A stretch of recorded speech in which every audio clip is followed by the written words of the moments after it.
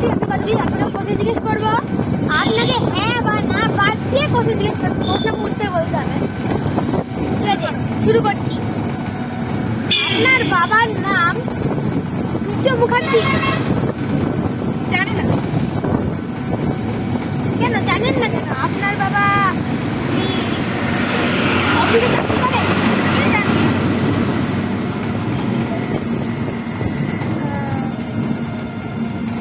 আপনাদের একটি ক্ষেত আছে, হতে পারে।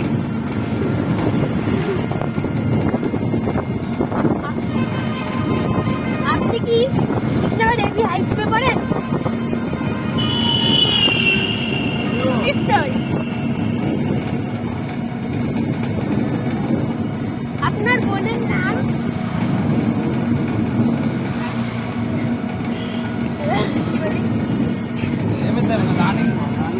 রানু?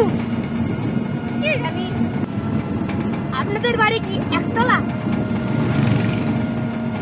হতে পারে।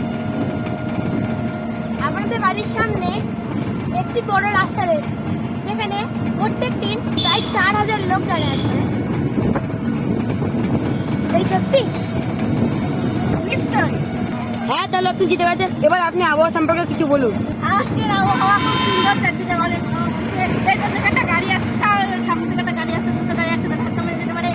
আর এখন কত জল হয়ে গেছে আশেপাশে, আপনি ভিডিও করে দেখান। আর ব্যাস, আর ওদিকে কত জল হয়ে গেছে, এখানে কত জল হয়ে গেছে। এখন একটু পরে বন্যা চলে আসতে পারে, কোনো গ্যারান্টি ঠিক ঠিকানা নেই। ঠিক আছে, আপনাকে কয়েকটা আবহাওয়া সম্পর্কে প্রশ্ন করা হচ্ছে। আজকে কেমন বৃষ্টি হলো? আর খুব ভালো ঝোড়া বৃষ্টি হয়েছে। এই বৃষ্টিতে কি কোনো ক্ষতি আছে? অবশ্যই আছে, কোনো বাড়ির চাল উঠে চলে গেছে, ওখানে কত জল হয়ে গেছে। এত জল হয়েছে মনে হচ্ছে আমি স্নান করতে চলে যাই।